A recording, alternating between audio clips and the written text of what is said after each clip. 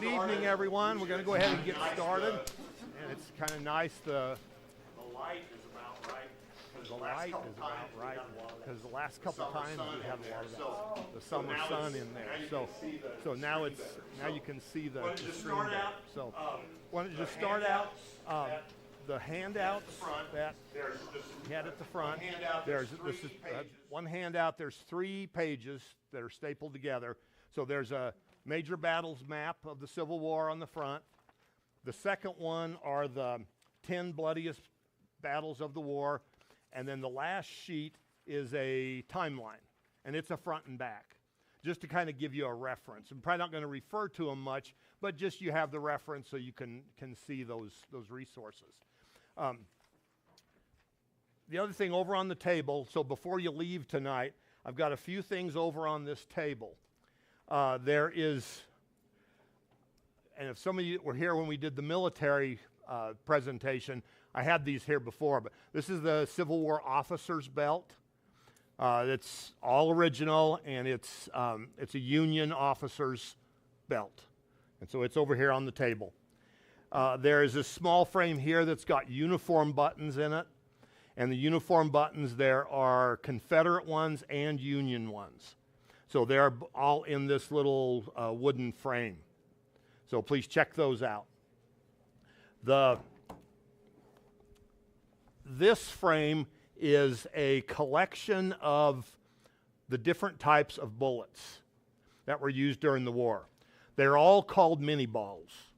And some of them don't look like a mini ball. Some of them look like a little torpedo almost. But this is a collection of all of those, sample of all of them from the war. And so check that one out. The last thing is there's just this little old-fashioned jar here, and it has got a bunch of mini balls in it. And these are ones that I got at Gettysburg. And next month we're going to do Gettysburg, but I went ahead and brought those so people can look at those. But I've got one. When I talk about the mini ball, I'm going to pass around. I'll probably do that pretty quickly. And then you can feel they're in a little plastic bag, and you can actually feel how heavy they are and how that feels. So let me just grab those now, and I will send those around because they're. And so I'll kind of start on both sides and then just kind of pass them around. They're in these little plastic bags. But so tonight's presentation is kind of a hard one to do because it's like, how do you combine all of this into about a little over an hour?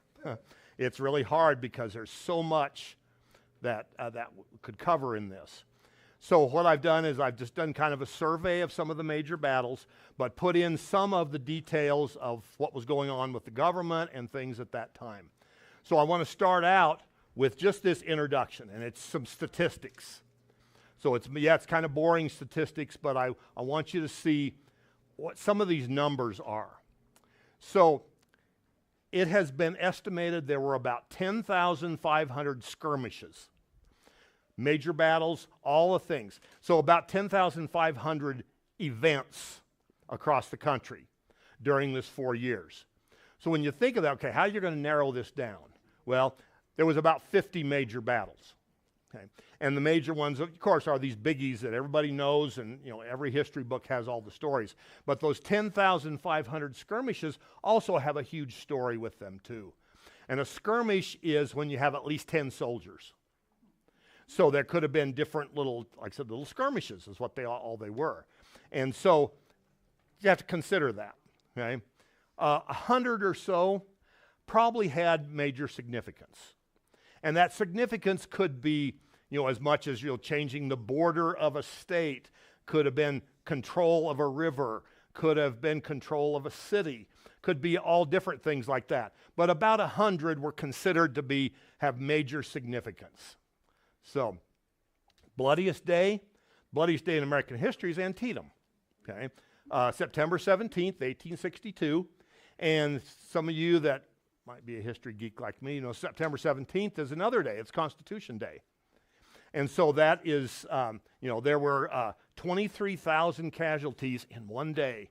About 4,000 were killed. And I do have some pictures of Antietam here tonight that I'm going to show you when we get there. But that just shows some of these are huge battles. You know, okay. Another thing that has been debated in history over the 150 some years now is how many people actually died in the Civil War. Well, because of current research, lots better ways to check how many people were actually killed in an engagement and things like that. Originally, it was always about 620,000. But as the years have gone on, as more discoveries have been made, it is probably estimated up to about 750,000 people died in the war. So, you know, significant to say the least. The Union, the Army deaths were about 360,000. About 23% of the Army had casualties. Okay? The Confederate Army, about 260,000. About 24% of the Confederate Army had casualties. Okay? Casualties and deaths. About 460,000 were wounded or disabled. And there are about 400,000 were never found. They might be recorded that they were killed there, but they never found any remains. And you know, if you think, like I said, that last month I showed some pictures of what some of the battlefields looked like. You know, human remains everywhere, and they're out there having to pick up all these remains. And you know, who are these people? They didn't have DNA technology like we do today, where you can identify even a scrap of someone. In those days, you couldn't, and so they were buried in mass graves.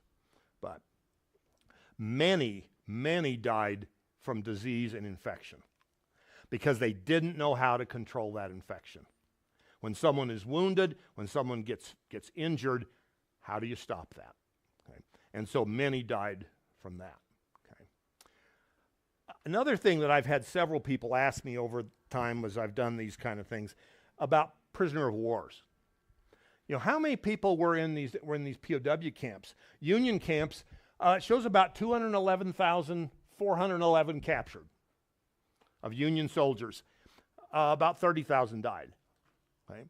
And there's pretty decent records. There's pretty specific records. And another one of the ways that some of these records have been made more accurate is by all this family history research that people do nowadays. And there's so many of these records that come out, and you can find these things. And that's where a lot of this evidence has come. But 30,000 die in captivity. Okay? Confederates, about 462,000 were captured. Okay? And then 25,976 died. Okay? And so, you know, when we look at southern POW camps, you know, where the Union would have been, you hear of Andersonville and some of those. There was ones in the north were just as brutal as Andersonville. Because Andersonville's one, that was the worst one. No, it wasn't. They all were horrible conditions. No food. People, they starved and no water. And there was a huge one up near Chicago. And that's where a lot of the southern POWs were held. It's up today it's a suburb of Chicago now, but they have found remains of this POW camp there. The American Civil War killed about 2.5% of the entire U.S. population. Okay? And so that's about 750,000 at that time, 2.5%. Okay, then you think about that and you compare it. What is 2.5% of the American population today? If you had a civil war that magnitude, today that would result in about 7.5 million deaths in America today. So when you compare that with the population change, it is very significant. 2.5% of the population die in a war. 7.5 million would go today. Okay. The other thing I wanted to just touch briefly, and it's like, okay, we don't have enough time for all these things, but what about Colorado? What about Colorado in this war? A guy named John Breckinridge, who was vice president under James Buchanan, he had pushed for Colorado to become a Confederate state. And there was action in Congress over those years to make Colorado Confederate. okay? Because of mining and because of farming industry, that would be a perfect place for to have slaves. But the Union control held Colorado, politically and financially kept it in the Union column. But there was a huge effort in the late 1850s, early 60s to pull Colorado into that allegiance there. So I think that's is also important for us to think about that too. When we look about what kind of engagements did we have actually in Colorado, not very many. There was a lot of Colorado volunteers. The most famous one, Sand Creek Massacre in November of 1864, is considered to be a Civil War battle, but it is not really. I mean, it's just kind of one of those mixed things, but Union troops versus Native Americans. And part of this, and as I've read things and done research on this, there was a lot of rumors going around the territory of Colorado that the Confederacy was courting the Indians. The Confederacy wanted the Indians to rise up on their side. And so that could be part of the reason why there was such a huge response from the state. Not to justify that at all. But maybe that is why, Governor Evans sent all these troops out there to Sand Creek. We don't know. It was a massacre. It was a travesty. But there's all kinds of other issues in there. These things are not single issues. And so, Colonel Chivington versus the Indians in this massacre. Okay. There were 675 Colorado volunteer troops that were considered to be Civil War soldiers that participated in that massacre. Okay. Some participated, some refused to. That's another whole story. But just there was that many that did participate.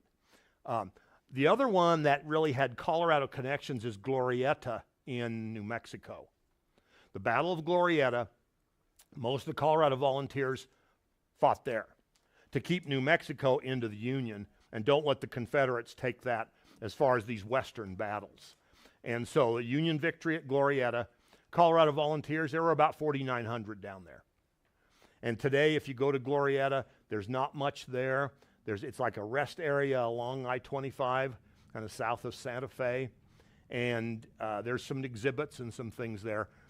If you happen to hit it just right, the man who owns that land, if you ask him and he happens to be around there, he'll let you drive out onto his property. I got to do that. Because I asked him, I said, is there any way I can go out there? And he says, yes, but he said, I'll give you 30 minutes and you can go out there and drive around. And there's not really anything there, but I say, yes, I was out on the area that was the Glorieta battlefield. So. Yeah, and like I said, but it's not open very much. So. Right. That's right, yeah. So there were about 500 casualties in the Battle of Glorieta that came out of the Colorado Volunteers. So as I started trying to pick what battles that I want to do in this survey, and I kind of looked for significant ones, but I kind of start with Harper's Ferry.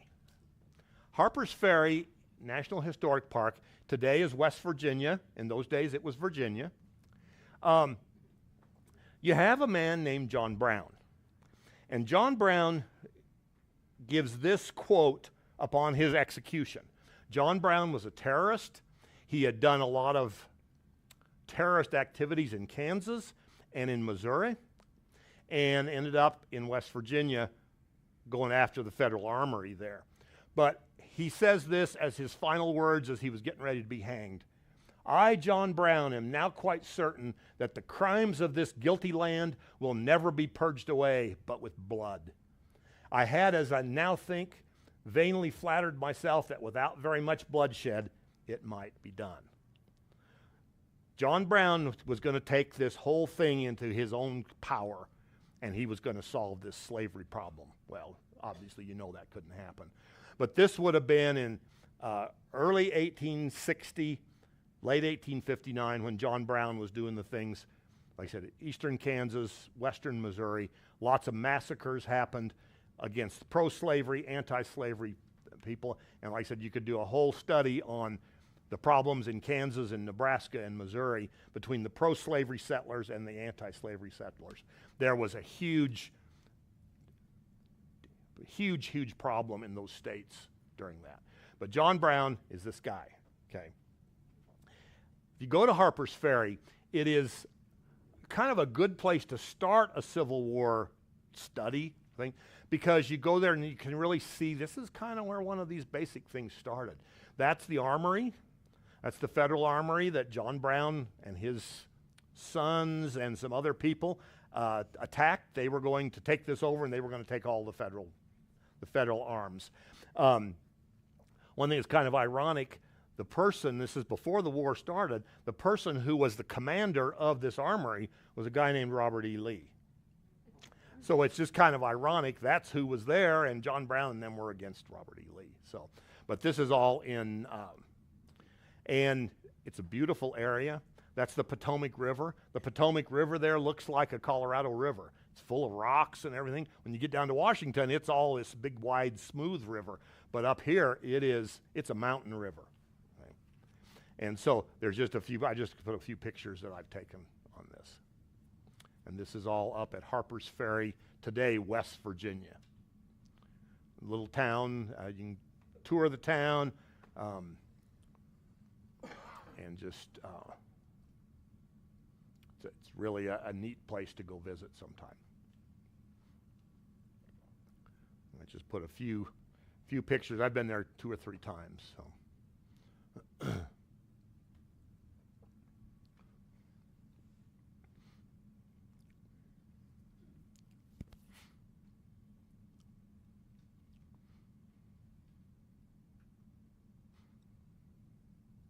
These steps are famous because these are the steps that they say John Brown and his sons went up these steps to a church up there to go get God's instructions on what they were going to do that day.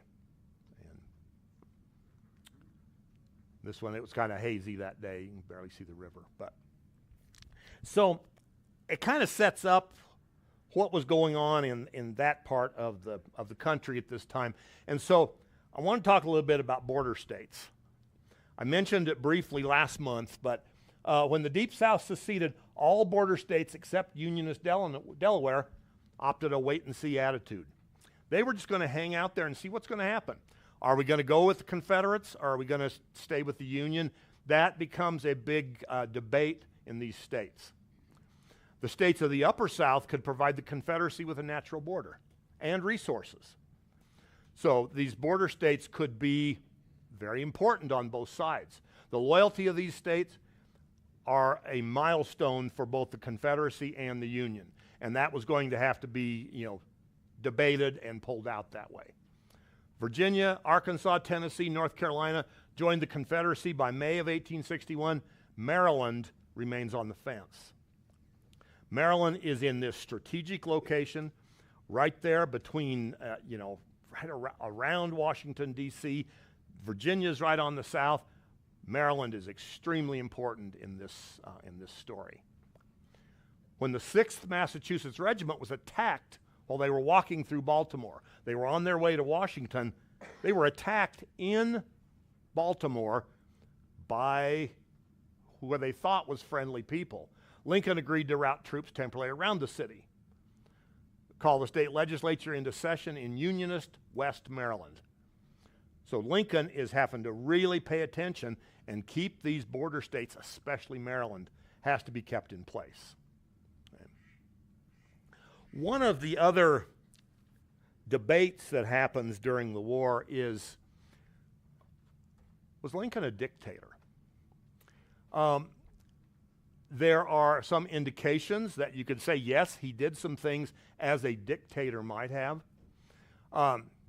Starts out, he violates civil rights to restore order, despite the Supreme Court saying, you can't do that, that only Congress can suspend habeas corpus in times of danger.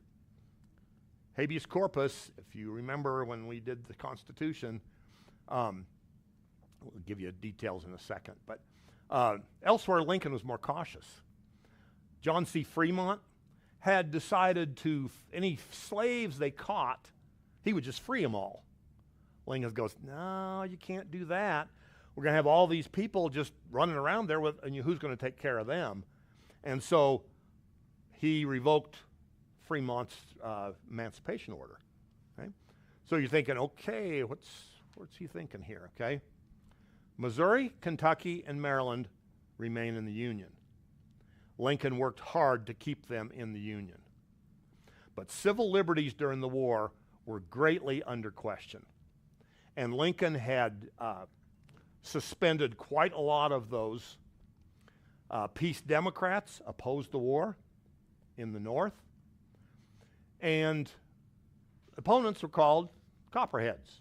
So you'll hear that once in a while, but remained loyal to the North, but demanded the war had to end. We couldn't go any farther into this after that first few months. But Lincoln then suspends the writ of habeas corpus. And that protects a person from being held without being charged for a crime. Basically pick them up and throw them in jail and say, we'll tell you when we feel like it. Okay? What you're being charged with. That is the writ of habeas corpus. That is in the Constitution, but he suspends it.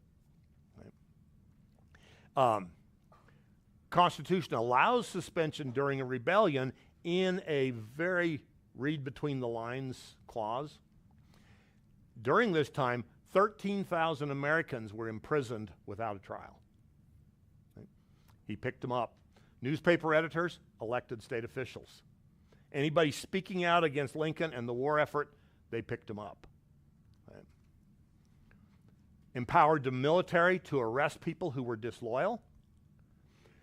And the Supreme Court immediately ruled Lincoln did not have the right to suspend that. He ignored it anyway. Okay? And so you're thinking, well, was he a dictator? Yeah, in some ways you could say that. Okay?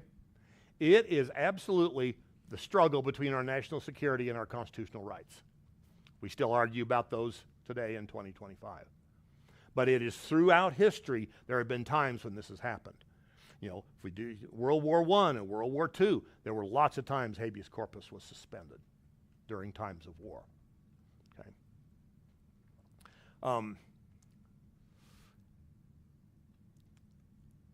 You know, the people who were arrested, things were subject to martial law, liable to trial and punishment by courts, court martials or military. The writ of habeas corpus suspended in respect to all persons arrested. So if you were arrested, being disloyal to Lincoln and the government, that's what happened to you. Okay. So when we look at Lincoln as a dictator, if that is the truth, did he abuse his wartime powers? Okay. Kind of see which side of the fence you're on as far as that. But he suspended freedom of the press because he believed that the press was putting things out that were jeopardizing the war effort, so he suspended freedom of the press. Arrested anyone who spoke out against him in the press. Okay? Declared war without the Senate, which is not constitutionally allowed. And he deported the entire Anglo-Saxon population from Missouri to ensure it could not secede from the Union. Because he knew he had to keep Missouri as a border state. He couldn't let them go to the Confederacy, and it was heavily Confederate. So he does that. He moves all those people out of there so there wouldn't be enough people to secede. Okay? So is that the signs of a dictator? Well, that's our own judgment today. We can look at that.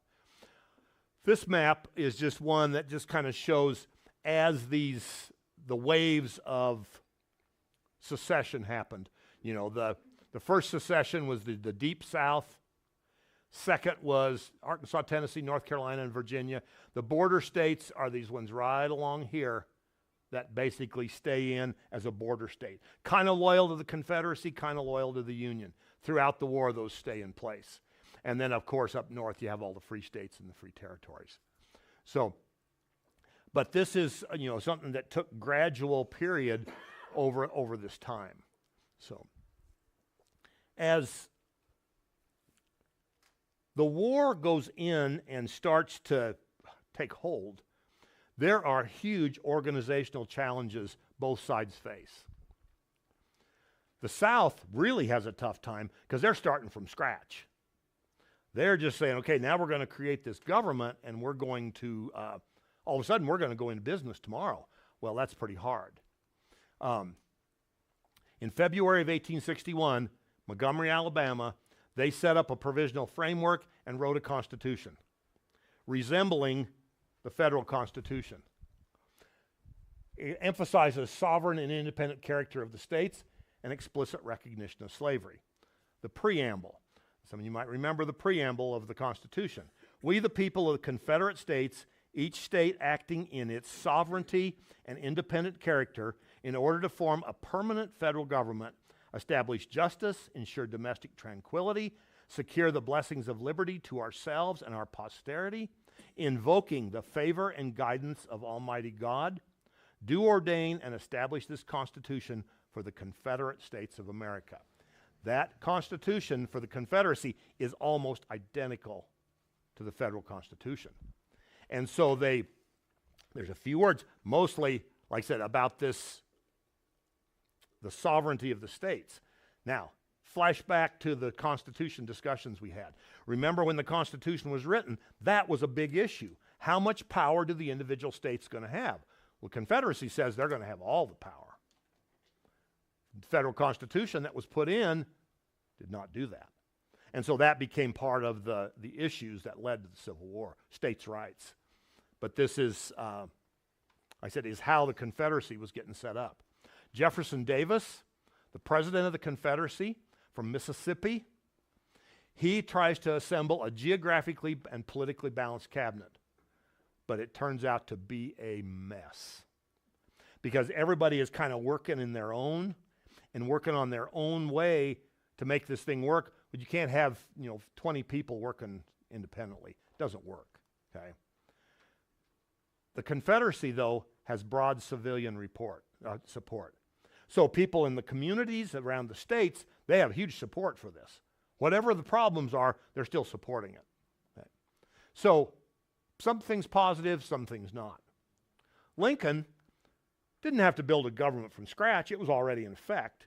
Everything was in place, military and everything was in place, but he has an empty treasury. And it's a little hard to run a war with no money. Okay? And so you've got this, both sides have massive difficulties. Okay? Lincoln acts decisively. He calls up the state militias to empower the government, expands the Navy, and suspends habeas corpus. He takes decisive action quickly. Okay? He orders a naval blockade of the South, approves military expenditures that Congress didn't approve. He approved them anyway. Okay? That's another sign of a dictator. Okay? So when you keep looking at, you look objectively at Lincoln, but approving military expenditures without congressional authorization, that's a problem. Okay?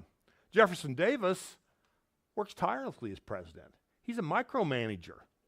And if anybody have ever worked for a micromanager, or if you're a micromanager, don't let the subordinates handle anything. So he is working 20 hours a day.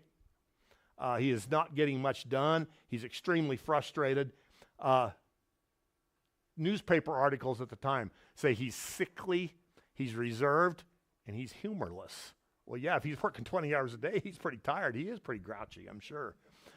Very sensitive to criticism and very hard to get along with. Okay? Well, you're trying to do everything, you're probably going to be tough to get along with. So, but that's Jeff Davis. So this is a colorized photograph of Abraham Lincoln. And,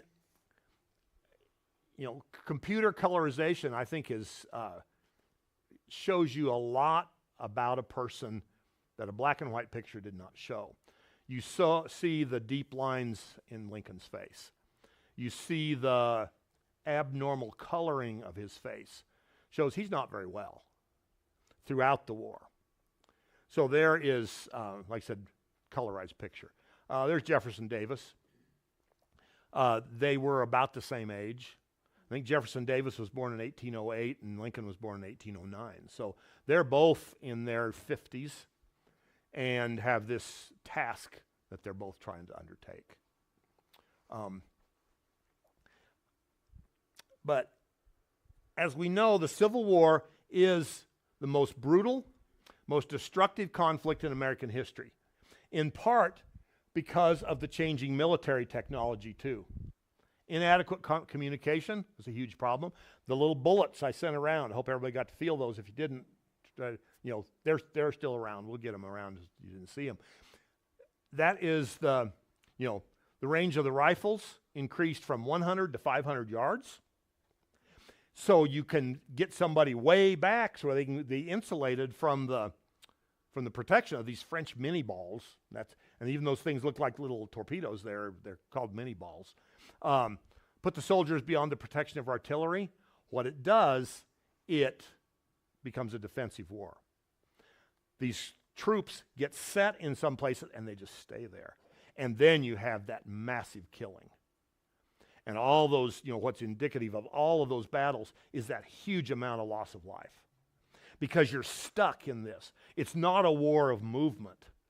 Now we talk about you have a war of movement. You're going to, get people, go in, you do the battle, and you get back out of there. In this time, many of these battles were not. They just were so sunk in, you had huge loss of life. Okay. Winfield Scott talked about the Anaconda Plan. Last month I showed you the picture of the Anaconda Plan. That was going to be that big snake that was going to choke all those southern ports, and we were going to choke the South. We were going to starve them to death. Okay? Sea and land blockades would strangle the South. This war would be over quickly. Okay? Lincoln and his voters said, no, we don't like that slow thing. We want this to be over quick. Okay? Well, we have hindsight. We know it wasn't going to be quick. Okay? But on July 21st, 1861, one of the first battles of the war really takes place. And it's at a place, Manassas Creek.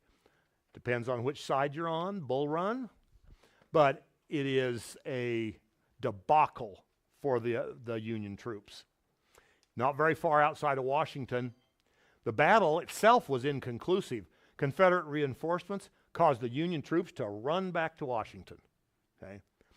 One of the things that if you read about this battle much, people went out there thinking, oh, this is going to be this grand thing. We're going to go out and watch these troops engage in this conflict.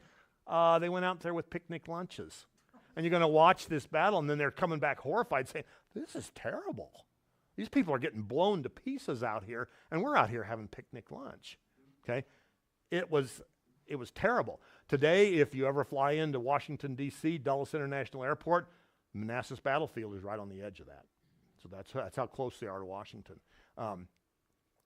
But that battle was a quick one, but it showed there's problems with short-term enlistments, and there's logistical difficulties on both sides.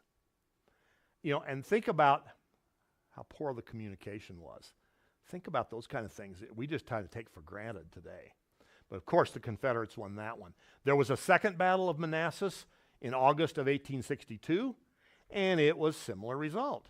25,000 casualties, and the Confederates won that one too. And they're right in the backyard of Washington, D.C.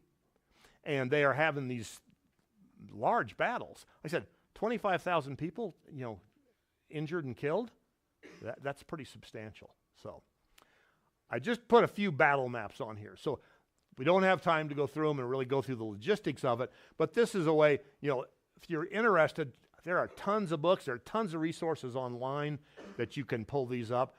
These maps came from American Battlefield Trust, because they have a lot of really great resources on their website, but it's the American Battlefield Trust. So that was the first Battle of Manassas. This is the second one. And you see Washington's here, and this battle is just right out here. It's very close there. Okay. So I put just some general pictures of Manassas Battlefield on there. Today it's a very beautiful place. It's been restored very well.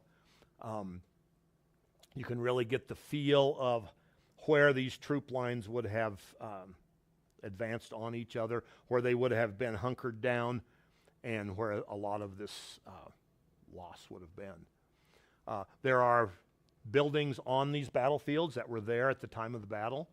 So you have lots of witness trees, you have witness buildings, you have things like that. that to me really makes it better. There's a monument here, one of the earliest monuments during the war. I've got another picture of it close up, but this is our group. But there is that battle monument. One thing that you get if you go to battlefields, Civil War battlefields, these battlefield monuments are amazing. Every one of them has lots. Next month, you're going to get oversaturated from Gettysburg. There's more at Gettysburg than anywhere. But all of these, there's battlefield monuments that commemorate states or different divisions or different generals, things like that. But this one is memory of the patriots who fell at Bull Run, July 21st, 1861. And so this picture is of the soldiers who were there in 1901 when they dedicated this monument. And so you can see that there's that monument, and there is those soldiers who were veterans of that battle that were back there to dedicate this. So, okay. Lots of, like I said, different. The National Park Service has done a great job as far as where you can figure out where each side was at, where different people were at different parts of this battle. But this is all, like I said, right around, like I said, you're just very close to Dulles International Airport here. Stonewall Jackson at Battle of Manassas.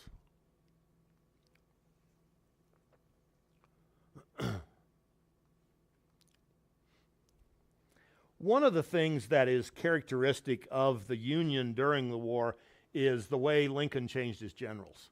There's like 8 different generals to that war.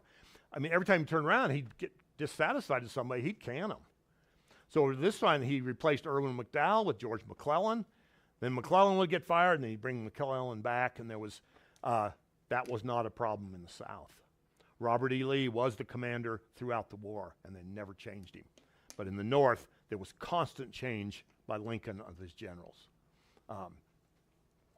There are all these instances where these generals would be ordered by Lincoln to do something. They'd only about halfway do it, and Lincoln would be so furious at them, he would fire them. Here, McClellan had moved on Richmond, defeated by Robert E. Lee, abandoned the Peninsular Campaign. All these different campaigns down across, especially in that area right around Washington. Many Union defeats followed in 1862 until one event happens, and it is the Battle of Antietam. Now, to give a little bit of setup for this, radicals in Lincoln's cabinet were saying, you need to abolish slavery. We need to turn this war to a battle against slavery. It wasn't prior to this. And the Emancipation Proclamation needs to be issued. Lincoln kept saying, can't do it. We've got to have a major Northern victory before I can even consider making that kind of a proclamation. Okay? And imagine in the South, there was huge controversy over that. In the North, huge controversy. There is not everybody in the North wanted to have black freedom. I mean, just be blunt about it. It's part of this. Okay? But they start in 62 having some different battles that are going to start setting up this possible emancipation.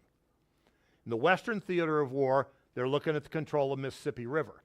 If you think flashback to the Anaconda Plan, the big deal was you're going to control the Mississippi River. Here we are, 1862, they haven't controlled it yet. They're still having a problem with the Mississippi River. Okay? The Battle of Shiloh in Tennessee, 23,000 casualties. Union victory. Okay? Lincoln says, okay, now we're getting down this. Now we can start talking about some of these things because we can start saying to people, we're going to start winning this war. Now we can start doing some more of these radical things. So Shiloh is down here in the lower part, southwestern Tennessee, close to the Mississippi border. Corinth and some of these other cities that you hear about during the war are down here. But if you keep in mind, right here is the Mississippi River. It is very close, and that is what the goal is they're pushing over there. General Grant is the commander of the Battle of Shiloh. Okay. So here's some pictures I took in Shiloh Military Park. I think I took these in the 80s, so there's a couple pictures you're going to think, who is that guy? Well, it's me. You know, it's like, so, but this, like I said, I think about 86 or 87 is when I took these. So, yeah, there's some guy sitting there on the fence. Yeah, that's me. The Tennessee River comes through here. Lots of cannon, and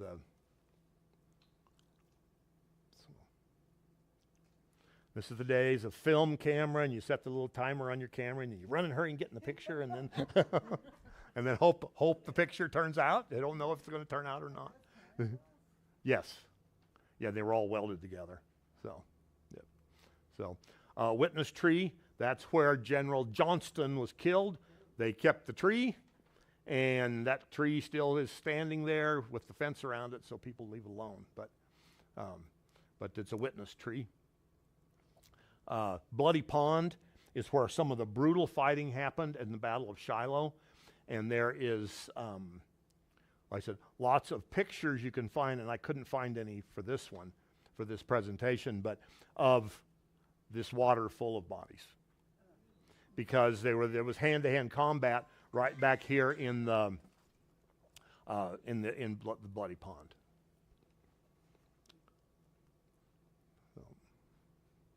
And yes, that's my truck. So. But there was a memorial to General Johnston. And like I said, lots of memorials in these areas.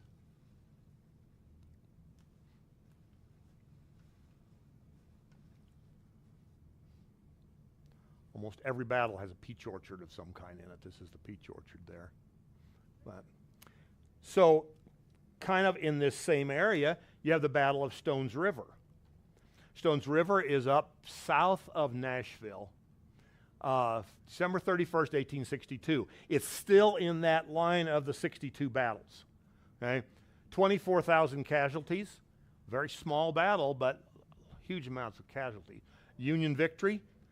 So you have Shiloh, you've got Stones River. We're going to have Antietam here in a minute, and then Lincoln's going to be able to move on that. So Stones River, like I said, it is close to, it's south of Nashville. But, so here's Battle of Stones River, December 31st through January 2nd, so about 3 days. And just some general pictures I took there.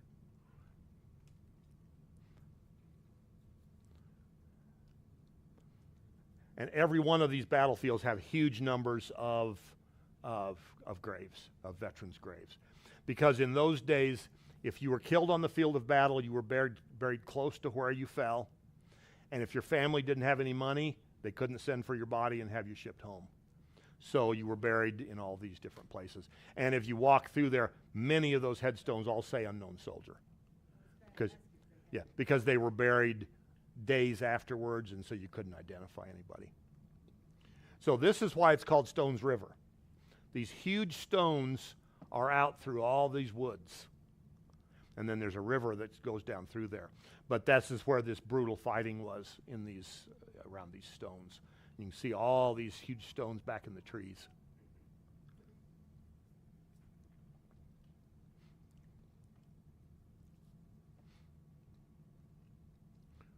So there's one, a headstone I took. It has a name on it. But there's another one. You really see those stones. How it would have been huge hand-to-hand combat back in these areas.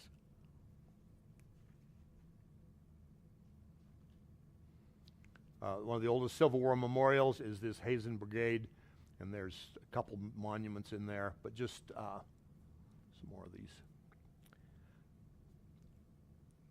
In the West, and the West is considered Shiloh, it's considered Stones River, it's considered the Mississippi River is the West. Two major objectives: domination of Kentucky and eastern Tennessee, natural avenues to travel east to west, to head west. Control the Mississippi River to split the Confederacy, prevent its ability to trade. Grant proves his leadership abilities in the Vicksburg campaign. And one of the things, if you read biographies of Ulysses S. Grant, Lincoln said Grant was one of his favorite generals because he did what he was ordered to do. And yes, he was ruthless. And he did some things that are, they're pretty rough. I mean, these are pretty tough things. But Lincoln said he did what he was ordered to do. And Grant ends up being the supreme commander by the end of the war. But he proves his worth in this moving from Tennessee over to Vicksburg.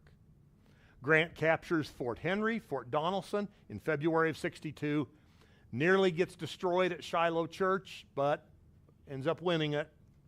And the war in the Trans-Mississippi West is a far-flung struggle that is so hard to control. It is so away from everything. The communication is terrible, all those kind of things.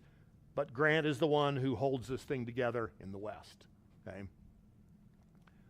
So this is just another shot of where Shiloh is, and then the Battle of Memphis, and then right down the Mississippi River to Vicksburg. Here. New Orleans was already under control. So, naval blockade starts slowly with only 1 in 10 blockade runners caught in 61, 1 in 8 in 62. So the Union is trying to catch these blockade runners on the Mississippi River who are Confederates. The Union gets more successful in gaining footholds on the coast, captured New Orleans in 62. So there's another thing in 1862, you have this positive there. South concentrates on developing some new weapons. They have come up with a new thing called a torpedo. They also come up with ironclad vessels. And there were several of those that the South employed. Okay? Southern raiders, many of them that were built in Britain, they had a lot of relationships with Great Britain, wreaked havoc on northern shipping, but did not seriously hamper the Northern War effort. It was just kind of just bugged them all the time.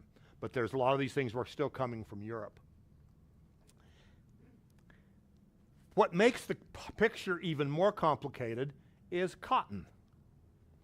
Because in the South, they're the place where all the cotton is being raised.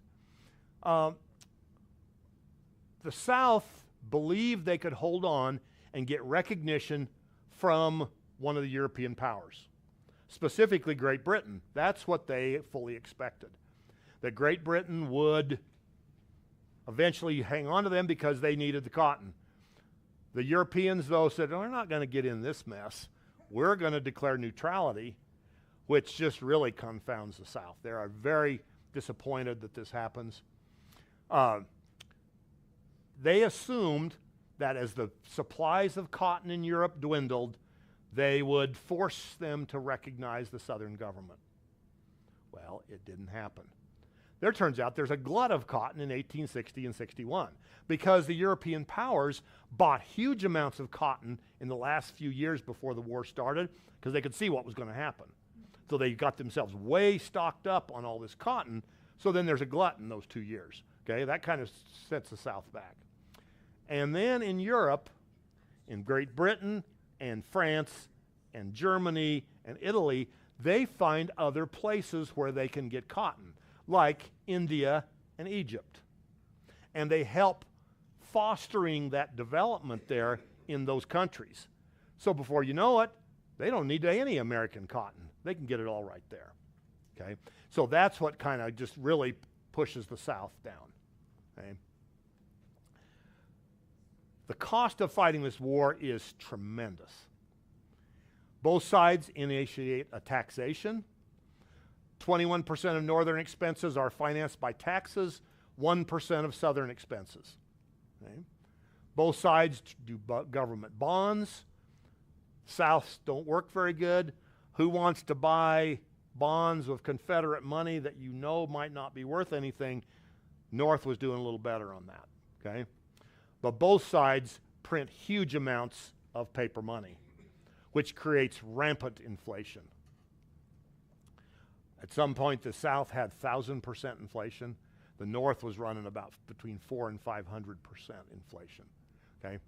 Both sides had severe manpower needs. Some communities would do bounties, pay people to, how many people can you get signed up today to join the army? 1 of every 7 Union soldiers and 1 of every 9 deserted. They go in those battles, you live through this battle, it's like, I'm getting out of here. I'm not going to go through that again. I'm not going to lose my life in that, and they would desert. One of the things that they said, Lincoln, is he a dictator? There would be executions of the deserters. Lincoln would just stay quiet and not intervene, and they would execute him. So he did not step into those kind of things. Okay. Both sides had to put a draft in. You just have to start drafting people. The North, less on draft because they have a lot more people in the North. Last month, one of the things we talked about are the advantages of the North. That huge population in the North was a big factor. The first Confederate conscription declared all able-bodied men between 18 and 35 eligible for service. Okay? But if you were a planter with more than 20 slaves, you got one exemption. So you have 40 slaves, you have 2 sons, they don't have to go, because you get an exemption. Okay? Exemptions fed class tensions and undermined support of lower classes. People are very upset. It's like, hey, how come all these rich people are getting to keep their sons out? We have to go. Okay? Northern legislation was not any popular either. You could hire a substitute. You get a draft notice, and I can pay $300, and I don't have to go. Okay? So who does that favor? It favors the rich people. We think $300 doesn't sound like much. In this time, $300 is like 5 years' salary. Okay? That's a lot. Okay? There were huge draft riots in the North. July of '63, huge draft riot in New York. Put Irish Americans and African Americans against each other. They both viewed each other as economic competitors, and you have all these riots, all the major cities in the North. Okay? As Southern victories become fewer, criticism grows. Dissatisfaction with Jeff Davis, you start having things become factional. And as governments become factional, you get broke up into all these little pieces warring against each other, petty and personal. Okay? Lincoln also has huge criticism during the same time from the Peace Democrats and the Copperheads. Republicans also divided between moderates who favored a cautious approach, and then the radicals who urged Lincoln to make emancipation a wartime objective. The radicals believe this needs to become a war against slavery. Not states' rights, not anything else. It is a war against slavery. In the North, people support a war for the Union, but not for emancipation. Whites believe blacks are inferior and are afraid they're going to steal jobs and political rights of the whites.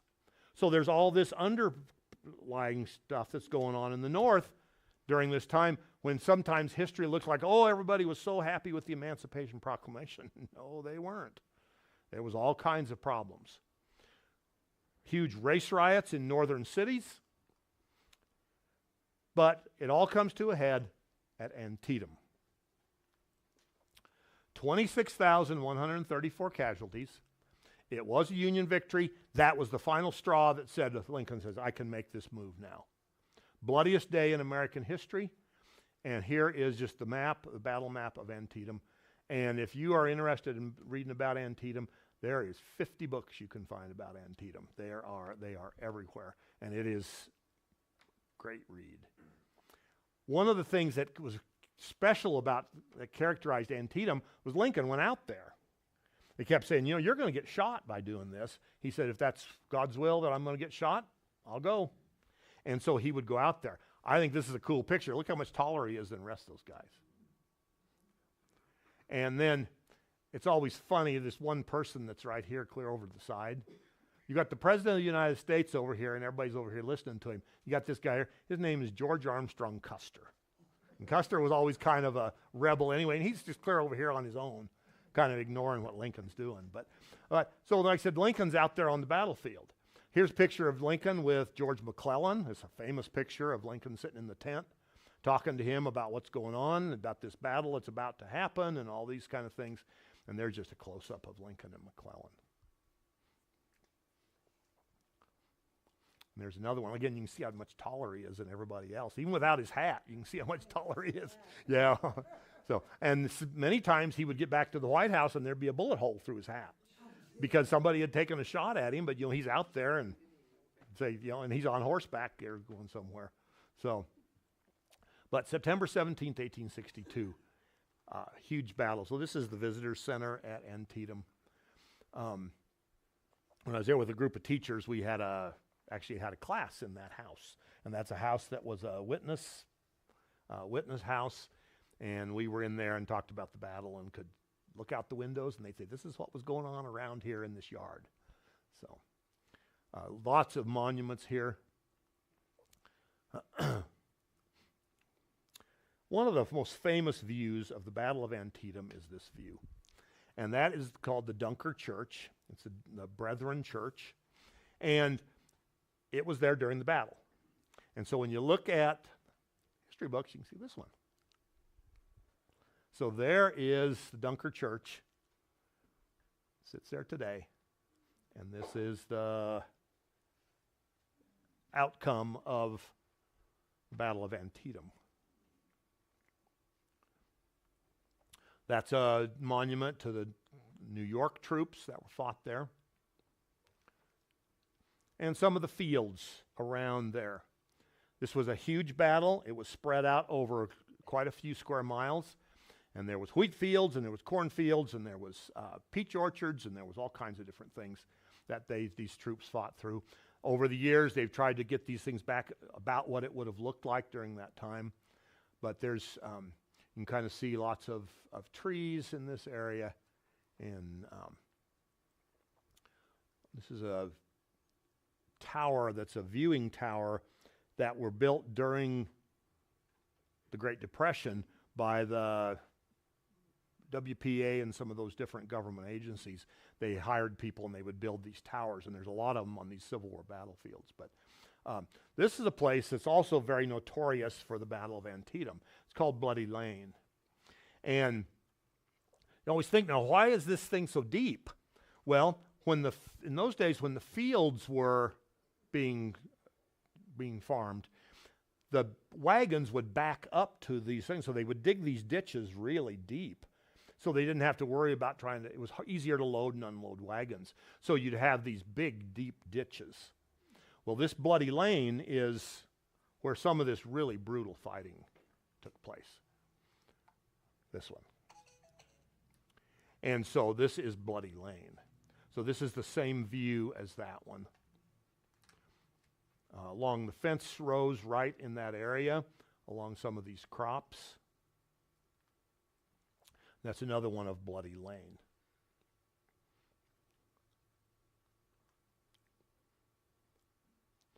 We can't even imagine how brutal these battlefields would have looked till you see just little glimpses of them in some of these kind of pictures. So there's another shot of the area. Bloody Lane is right down in here.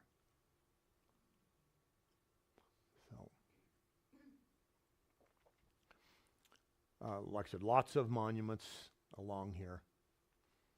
And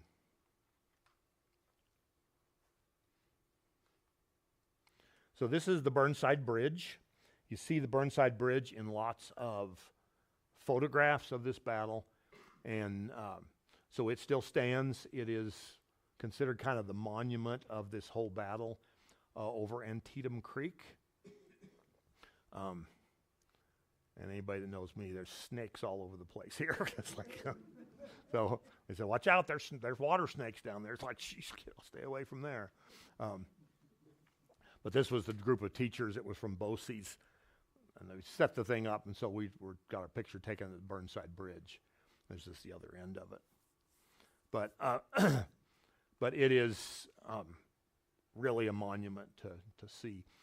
This is a memorial to a man named William McKinley. William McKinley was a sergeant. He was in charge of feeding troops, And you know William McKinley later becomes President of the United States. But this is a monument to William McKinley, because he was a sergeant during this battle.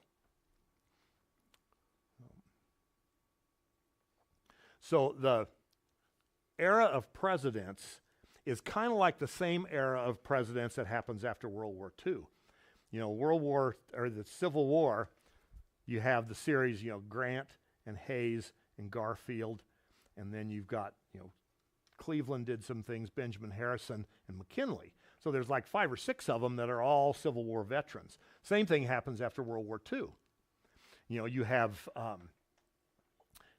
Eisenhower, of course, and then you've got John F. Kennedy, you've got Johnson, you've got Nixon, you've got Ford, you've got Jimmy Carter, you've got Ronald Reagan, and George W. Bush, H.W. Bush. All those guys were World War II vets. Same kind of thing happens after World War, or after Civil War.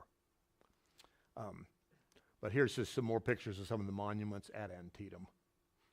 I think I took 600 pictures at Antietam. So I had to kind of go through here and just kind of pick some general ones.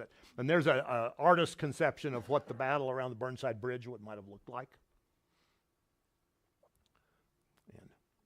But after that, Lincoln believes he can make this move, and he can jump off this. He envisioned the freeing of the slaves as a tool to cripple the South, and it's going to put the South where he believes this war will be over soon. He tries to entice border states into reducing their slave holdings gradually.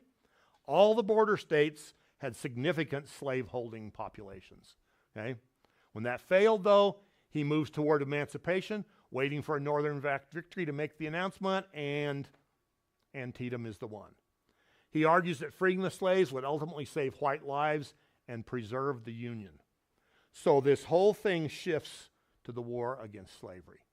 He issues a preliminary proclamation in September in the wake of Antietam, with the final proclamation on January 1st, 1863. But it only affected slaves in areas in rebellion and not under Union control. If it's under Union control, it is not, slaves are not freed. So that becomes kind of the argument on this thing, okay? Sanctioned the policy, though. It allowed blacks to become soldiers in the Union Army. And that was one of the things, that was one of the provisions in the Emancipation Proclamation. Blacks could become soldiers. This is aimed to undermine the Southern war effort. They believe it would freak those Southerners out if they look up and then they see black people with guns, you know. So that becomes part of this, the propaganda part of this. Also, he did this to try to impress foreign powers, especially Great Britain. Great Britain had already outlawed slavery. And here we are finally saying we're going to get outlawed. But so here's one of the early drafts of it, of the Emancipation Proclamation. And then there's this one, is the one that you see most often in history books and things like that. And if you could see it better, down in here, it has all the exceptions. You know, in Louisiana, these parishes, because the counties in Louisiana are called parishes, they'd say, these parishes, slavery is abolished, except in these where the Union has control. And so it goes through, and all of this is the fine print. So, no, it wasn't a blanket proclamation, no. So, unanticipated consequences. Black soldiers for combat duty, about 186,000, end up joining the Union effort. Help northern communities meet their quotas. Help blacks prove their value to the Union as an important step towards citizenship. And black soldiers could not be led by black officers. They were led by white officers, were second-class soldiers for most of the war. One of my favorite scenes in any movie is in the Lincoln movie, when the 2 black soldiers come up and talk to Lincoln when they're getting ready to get on the train. It's at the start of that movie. So if you haven't ever seen that movie, watch the first 15 minutes of it. But they're telling him, hey, how come we don't get the same pay as the white soldiers? How come we don't get this? And Lincoln goes, well, we're still working on that. Yes, I'm aware. Lincoln would say, I'm aware of that. But those guys are saying, hey, that still isn't right. But that's the way that movie starts, and it's a really cool beginning to that. The black service did help mitigate some white views, but it takes a while. So, the same time, a battle at a place called Gettysburg, which is next month's topic. At Vicksburg, the Union has some stunning military successes in 1863. There's much more bloodshed to come, but this year, 1863, marks the beginning of the end for the Confederacy. Okay? Vicksburg is well protected. I've got some pictures here of what it looks like. Mississippi, Confederate gunners can protect the high ground. Swamps, creeks, woods surround Vicksburg. Snakes, alligators, all that kind of stuff surround it. But it's a Union victory. Ulysses S. Grant. Okay? Grant surrounds the city. He plans to take this city. Cavalry attack on all the rail lines. Captured the city of Jackson, Mississippi. 20,000 troops. Starting in May, Vicksburg is under siege. For more than a month, they bombard Vicksburg. It's right on the Mississippi. On July 4th, Independence Day, the Union capture Vicksburg, and at last the Mississippi River is totally under Union control. It took from the time in early 61 to middle of 63 to get the river under control. Here's just a few quick pictures of Vicksburg National Military Park. This map shows them going from Jackson, Mississippi over here to Vicksburg, but lots of monuments here, huge amounts of cemeteries at Vicksburg. Said huge monuments here too. This is a monument to Grant and the Union troops. And this one, if you can't see it in the original picture, you can kind of see some of the names here. It says Ulysses S. Grant right there. This lists all the soldiers who fought there, and it shows just their first name, or first initial, last name. Just said lots of this. It's a Southern general. There's another young guy 40 years ago. What will you look like in 40 years? So, but lots of still, the remains of the battle are still there. And all these are unknown soldiers. So they could have been either side? Yeah. Because if they laid there for several weeks, they couldn't, And next month we're going to talk about that at Gettysburg, but because you have different kinds of natural scavengers, and then you have people scavengers that go out there and rob bodies. And so then they remove identification and all that kind of stuff. But so as times when the river has been low, they have found ships and stuff that are below the river, the Mississippi River level. And so these were all salvaged from the river. And you can see some of the timbers and some of those kind of things. There's General Grant on his horse. And one thing about Civil War statues, if the statue has one hoof up, that means the rider was wounded. If both hooves are up, he was killed. If both are down, they survived the war. So all the equestrian statues in Civil War fields are like that. So this is a picture I took from the top of the hill looking down on the Mississippi River. Now you can see how they could have guarded that river. And any type of ship comes through here, you could bombard it. Okay. So this is, like I said, this is all Vicksburg today, but this is all of Mississippi. And you can see the places, it's very wide here, but they could really protect this river. Now there's just a shot of it what it might have looked like at that time. The last one I put on here is Chickamauga, and I've just got a few quick pictures of that. Battle of Chickamauga in Georgia and Tennessee. In 1864, you start moving towards Atlanta and then moving to the coast. Chickamauga was right on the Georgia-Tennessee border. September 19th, 1863, and as it starts moving east.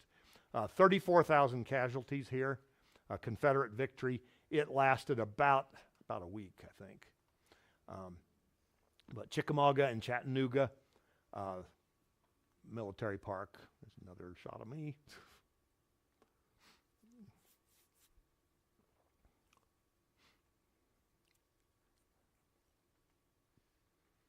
And great monuments on all these.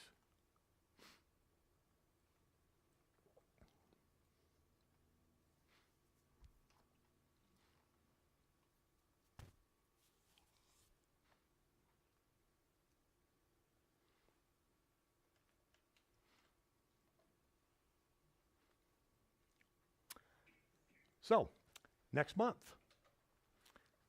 Hope to see you all here next month. It's on November 13th.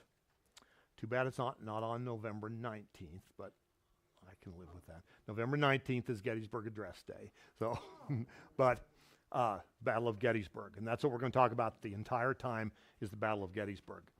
It was July 1st, 2nd, and 3rd, 1863. It was going on simultaneously with the Battle of Vicksburg. And so we're going to talk about that in length. And then about the significance of Abraham Lincoln's Gettysburg Address. And one of the things that's an absolute lie in history, they say Abraham Lincoln just quickly jotted this speech down on the train. Not a chance. This speech is very organized. There are 3 distinct sections, and we'll talk about that next month. And why does that speech still matter to us today? It does. And that was one of them that I could spend, when I was teaching, I could spend 2 hours talking about the end of the last sentence of the Gettysburg Address. Government of the people, by the people, and for the people shall not perish from the earth. And so that's what you're going to get to hear next month. So please come back next month. And if anyone has any questions, I'd be happy to try to answer some. 2 questions. Okay. One, the cannons that were out in the forest at Stone River, they were just, seriously, were they preserved just laying? Yeah, some of them had been smashed down. They just left them, and they preserved them and, cleaned them up and everything. And most places, they've set them back up and everything. But at Stones River, that was one of the places they left a lot of those. My other question was, as in many wars, did the women follow the men around in this war too? Yes. Yes. They would, because usually a lot of times. They would, because usually a lot of times the women They ended would up being follow homeless. the troop movements. So they would They would follow end the up doing troop a lot of movements, cooking and they would end up doing a lot of the cooking and Laundry and those types of things. laundry And they and would those follow type of those- things. those And they would follow those Union troops.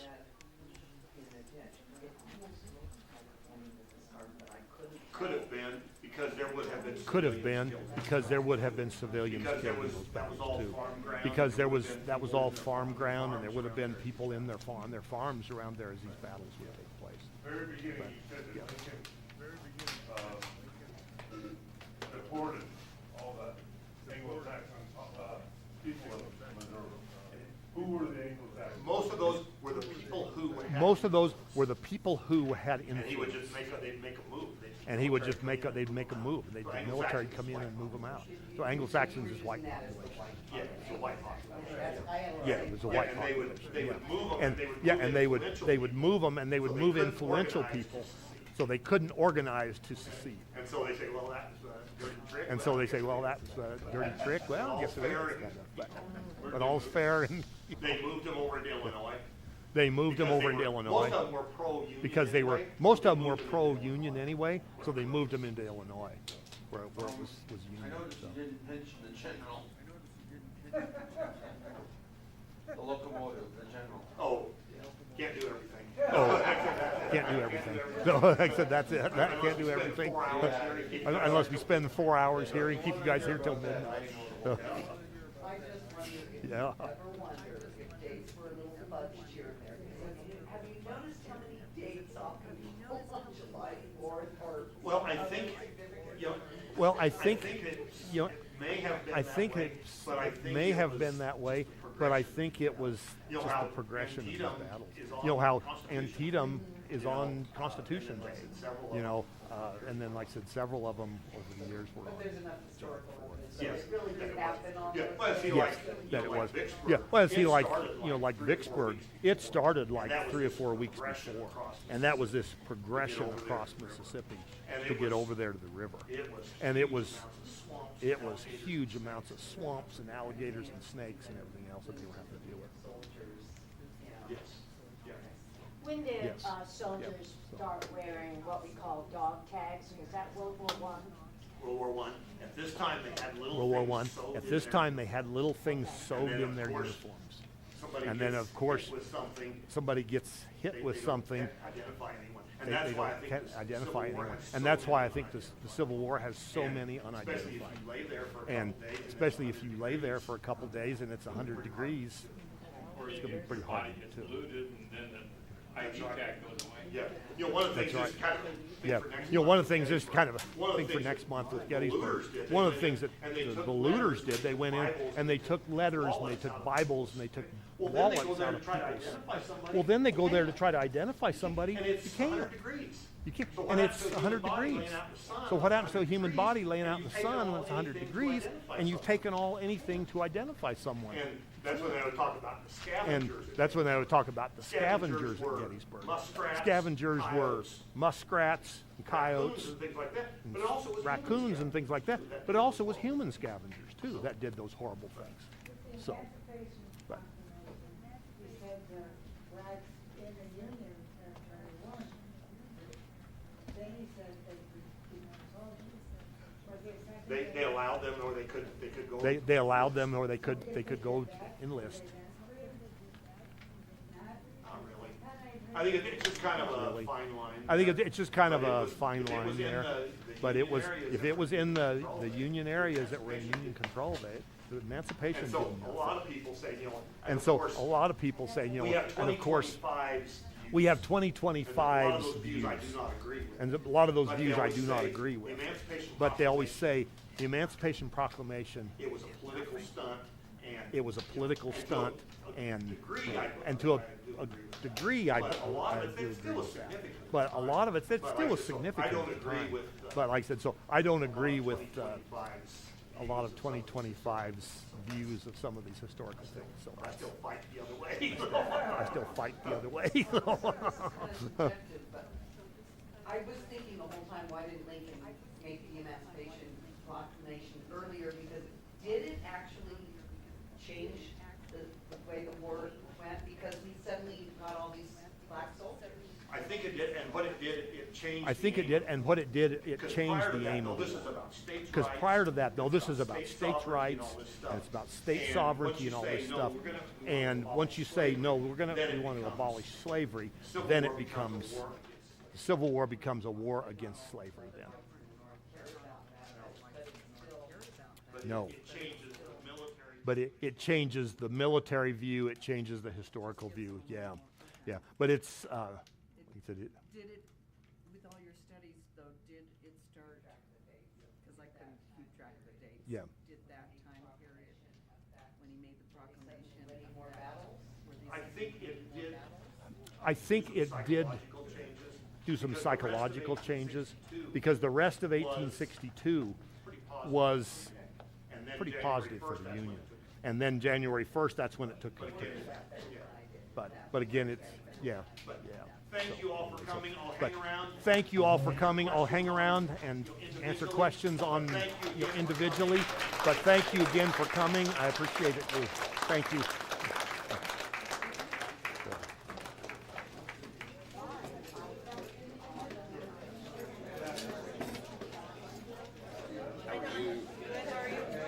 Okay, I think. You're still here. I'm here, yes.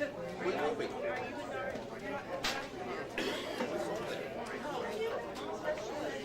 I didn't remember that, so Yeah, Mom was right. I thought she was losing her mind.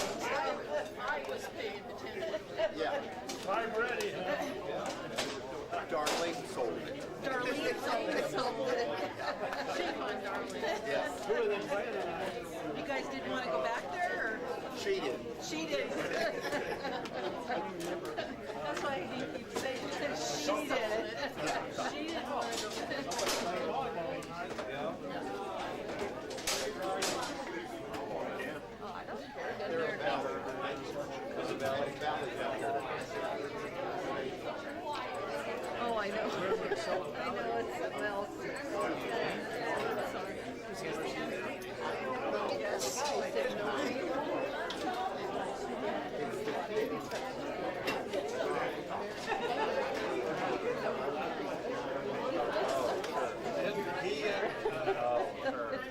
University of